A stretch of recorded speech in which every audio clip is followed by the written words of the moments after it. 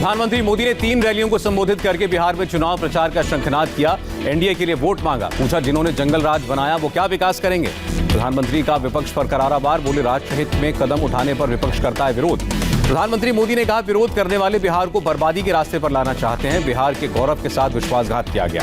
गया की जनसभा में बोले प्रधानमंत्री मोदी कोरोना महामारी के बीच पहला बड़ा चुनाव। बिहार की कई समस्याओं की जड़ में 90 के दशक का कुशासन। प्रधानमंत्री ने लालू यादव के शासनकाल की याद दिलाई।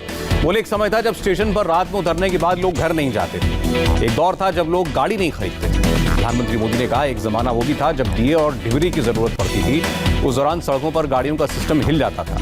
जनता की कमाई पर एक पार्टी की नजर रहती थी। प्रधानमंत्री ने कहा भगवान बुद्ध की धरती को नक्सली हिंसा के आतंक में झोंक दिया गया। अब नक्सलियों को एक छोटे से हिस्से में समेट दिया गया है। अब बिहार में आईआईटी और आईआईएम खुल रहे हैं।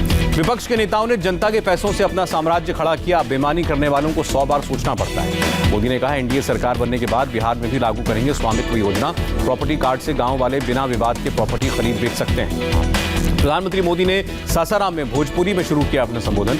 कहा बिहार में एक बार फिर एनडीए की सरकार आ रही है। प्रधानमंत्री ने कहा बिहार का मतदाता बहुत समझदार है। भ्रम फैलाने वालों को निपटाएंगे। बिहार को बीमारू बनाने वालों को लोग फटकने भी नहीं देंगे। चुनावी रैली में प्रधानमंत्री मोदी ने की मुख्यमंत्री नीतीश कुमार की तारीफ। कहा नीतीश सरकार ने डटकर कोरोना का सामना किया।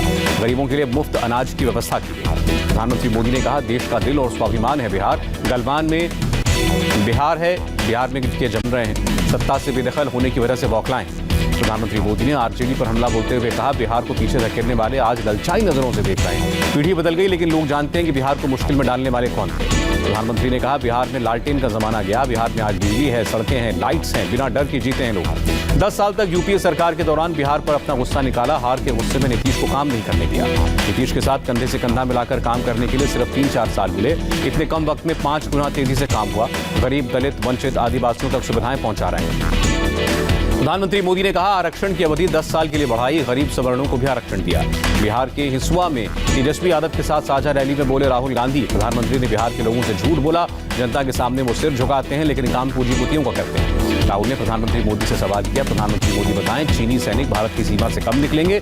आखिर प्रधानमंत्री ने चीनी सैनिक के भारत की सीमा में घुसने पर झूठ क्यों बोला।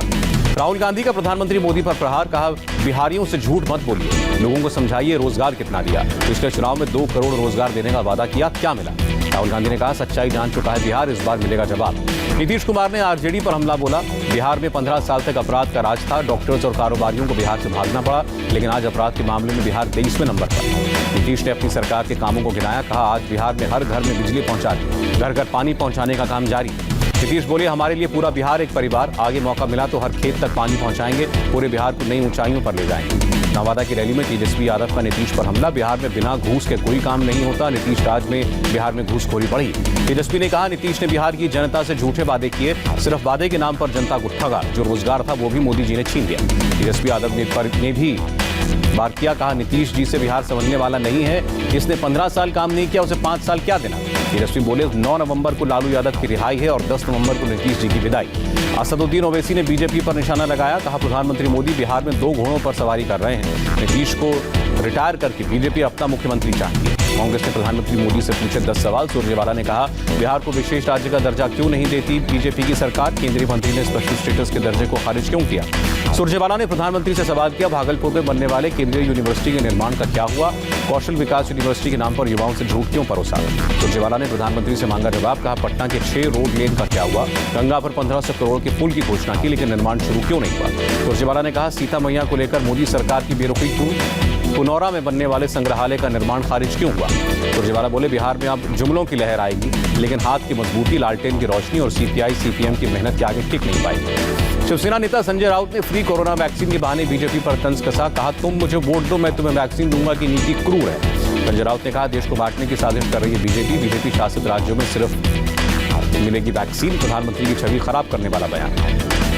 प्रधानमंत्री मोदी के रैली से पहले कोरोना वैक्सीन पर बोले केंद्रीय मंत्री रविशंकर प्रसाद। बिहार के लोगों को मुफ्त में वैक्सीन दिए जाने के वादों को क्रांतिकारी बताया। स्वास्थ्य सेवा के प्रति ऐतिहासिक फैसला बताया।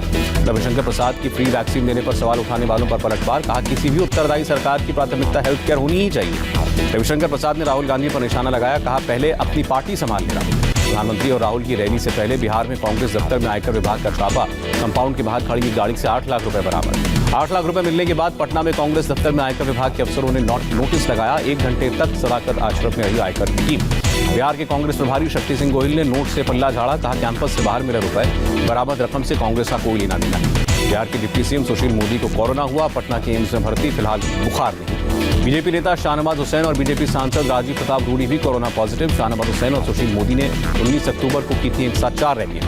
एमपी में भी गरमाया कोरोना वैक्सीन का मुद्दा। मुख्यमंत्री शिवराज सिंह चौहान बोले, वैक्सीन तैयार होती ही हर गरीब को मुफ्त में देंगे। तमिलनाडु के मुख्यमंत्री ने भी राज्य के सभी लोगों को मुफ्त कोरोना वैक्सीन देने का वादा किया। कहा, राज्य सरकार पूरा खर्च उठाएगी। गूगल और पेटीएम को संयुक्त संसदीय समिति ने भेजा समन। डेटा सुरक्षा के मसले पर 29 अक्टूबर को पेश होने को कहा।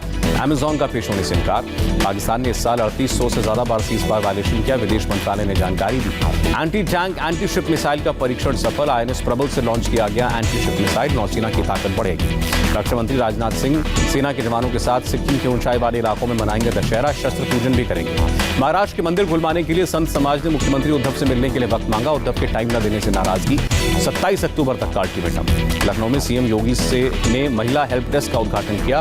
राज्य के 1535 पुलिस थानों में अलग से शुरू की गई महिला हेल्प डेस्क।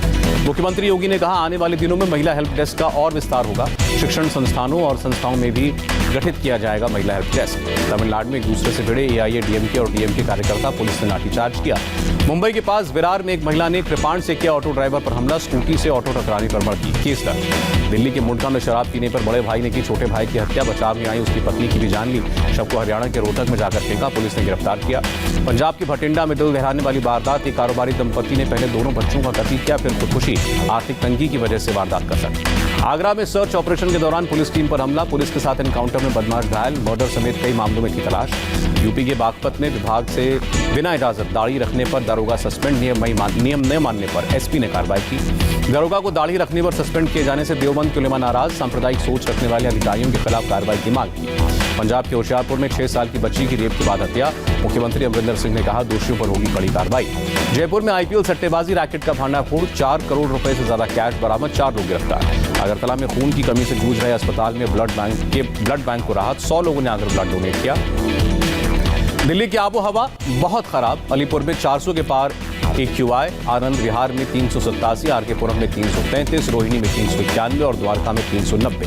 दिल्ली में प्रदूषण का लेवल बढ़ने पर एक्शन में आया प्रशासन। ज्यादा प्रदूषण वाले इलाकों में पेड़ पौधों पर की जा रही है पानी की बौछार। NCR में भी प्रदूषण बढ़ा। गुरुग्राम में आज सुबह आसमान में छाई धुंध, रेंगती नजर आई गाड़ियां। मुंबई के नागपाड़ा में सिटी सेंट्रल मॉल में फिर भड़की आग। मॉल में पूरी रात आग का कहर, 2 दमकल कर्मी घायल। आग लगने के वक्त सिटी सेंट्रल मॉल में करीब 300 लोग मौजूद थे, सबको बचाया गया। भारत में कोरोना टेस्टिंग का आंकड़ा 10 करोड़ के पार। ICMR के मुताबिक पिछले 17 दिनों में रोजाना 10 लाख से ज्यादा टेस्ट हुए। देश में एक दिन में कोरोना के 54,366 नए केस। कुल संक्रमित मामले 77,61,000 के पार। देश में कोरोना से एक दिन में 690 मौतें। अब तक 1,17,306 लोगों की मौत। देश में 2 महीने बाद पहली बार कोरोना एक्टिव केस घटकर 7 लाख से भी कम हुए। अभी देश में 6,97,000 एक्टिव मामले। भारत में अब तक कोरोना टेस्टिंग का आंकड़ा 10 करोड़ के पार। ICMR के मुताबिक कल एक दिन के अंदर 14,42,000 से ज्यादा सैंपल्स की जांच हुई। प्लाज्मा थेरेपी पर बोले एम्स के डॉक्टर। कहा, सही समय पर दिया जाए तो फायदा होगा। दिल्ली के स्वास्थ्य मंत्री सत्येंद्र जैन ने केंद्र पर प्लाज्मा थेरेपी को लेकर राजनीति का आरोप लगाया। कहा, दिल्ली को क्रेडिट न मिले। दिल्ली में कोरोना के 24 घंटे में 3,882 केस। एक दिन में 35 मरीजों ने दम तोड़ा। दिल्ली के LNJP हॉस्पिटल में CM केजरीवाल ने रखे नए वार्ड की नींव। कहा, बेहतरीन सुविधाओं से लैस होगा अस्पताल। 1500 बेड्स की होंगी सुविधाएं।